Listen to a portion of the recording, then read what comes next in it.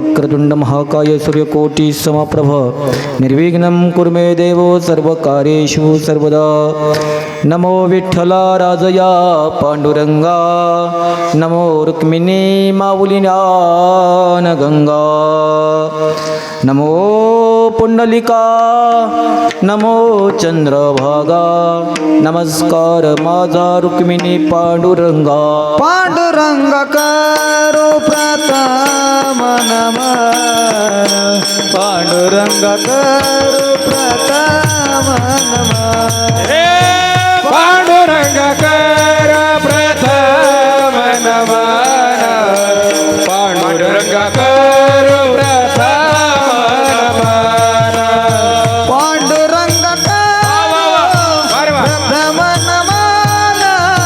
पांडुरंग करो प्रथम नमन पांडुरंग करो प्रथम नमन पांडुरंग करो प्रथम नमन पांडुरंग करो प्रथम नमन पांडुरंग करो प्रथम नमन पांडुरंग करो प्रथम नमन पांडुरंग करो प्रथम नमन दुसरे चरणा संतांची दुसरे चरणा संतांची दुसरे चरण संताचिया दुसरे चरण संताचिया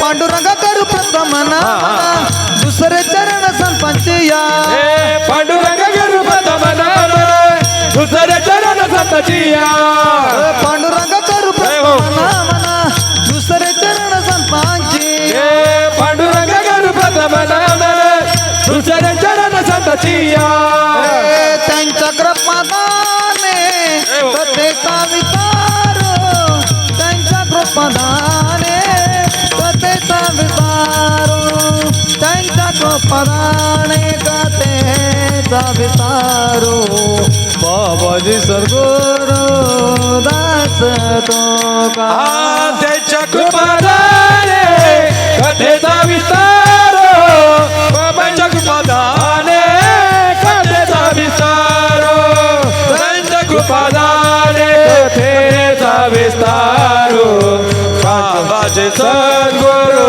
दास तुका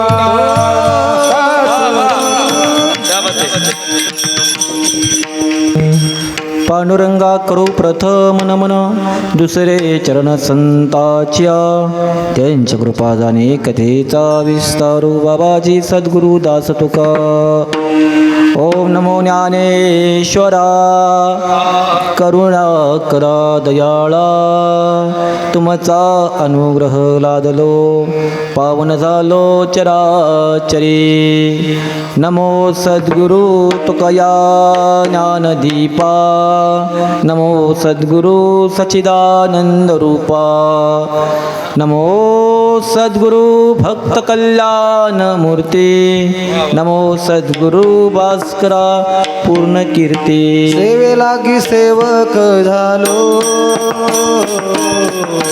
सेवे लागी सेवक झालो सेवे लागी सेवक झालो सेवे लागी सेवक झालो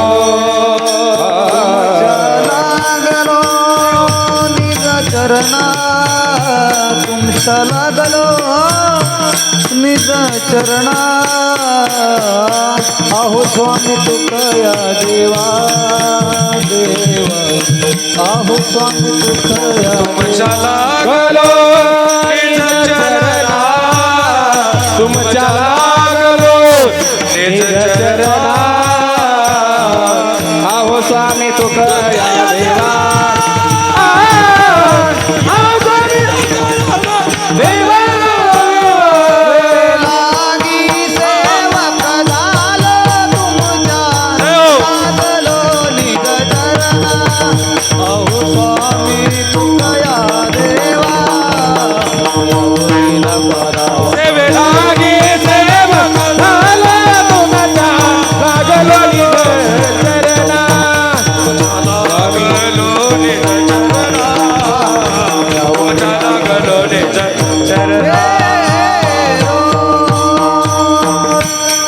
सेवे लागी सेवक झालो तुमच्या लागलो निज चरणा अहो स्वामी तुका या देवा यावरी न करावा अवेरू शिवभोळा चक्रवर्ती त्याचे पाय माझी चित्ती वाचे वदिता शिवनाम तया न बाधे क्रोध काम धर्म अर्थ काम मोक्ष शिवदेखता प्रत्यक्ष एका जनार्दनी शिव निवारी कैकाळाचा भेव नमो बाळुराया माझ्या पंढरीच्या देवराया नतमस्तक तुझ्या मी होतो पाया नमो बाळुराया मस्तक माझा पायावरी मस्तक माझा पायावरी मस्तक हे पायावरे मस्तक हे पायावरी यावर करे सताजा यावर करे सताजा वार करे संताचा वार करे संताचा या वार करे संताचा या वार करे संताचा मस्तक माझा पायावरी वर करी सताजा मस्तक माझा पायावरी वर करी सताजा मस्तक माझा पायावरी वार करी संताचा मस्तक माझा पायावरी वार करी संताचा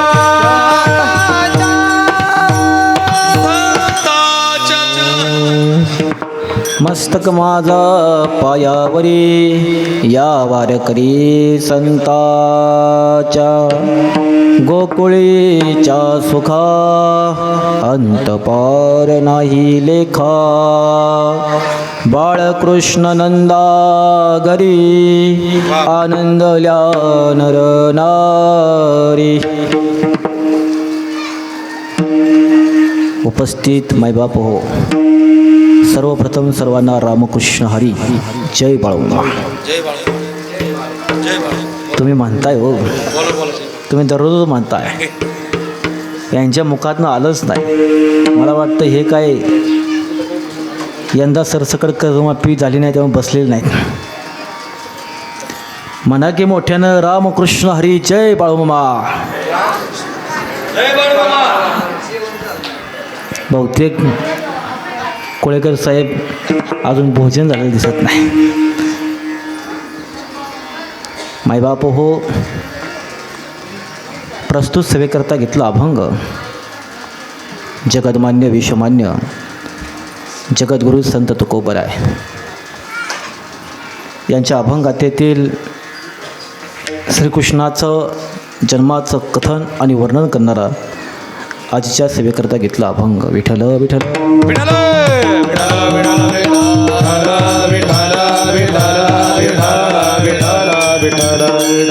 अभंग जगद्गुरू तुकोबरायांचा आहे. आणि तुकोबराय म्हटल्यानंतर मला वाटतं की लहानशा लेकराला सुद्धा सांगावं लागत नाही की कोण तुकोबराय. पण तरीसुद्धा काही असे समाजकंटक आहेत की ते तुकोबरायांवरती सुद्धा प्रश्नचिन्ह निर्माण करतात आणि म्हणतात कोण तुकोबराय. त्यांना मला सांगायचं आहे ज्यांची अभंग आता 350 वर्षापूर्वी इथल्या व्यवस्थेनं इंद्रायणीच्या डोहात बुडवली. 350 वर्षापूर्वीसुद्धा तुकोबरायांची अभंग आता इंद्रायणीच्या डोहावरती तरंगलीच. पण 350 वर्षानंतरसुद्धा ज्यांची अभंग आता इथल्या शेतकऱ्याच्या कष्टकऱ्याच्या टाळकऱ्याच्या माळकऱ्याच्या वारकऱ्याच्या जिभेवरती रेंगाळत आहे ते जगदमान्य विश्वमान्य जगद्गुरू संत तुकोबराय.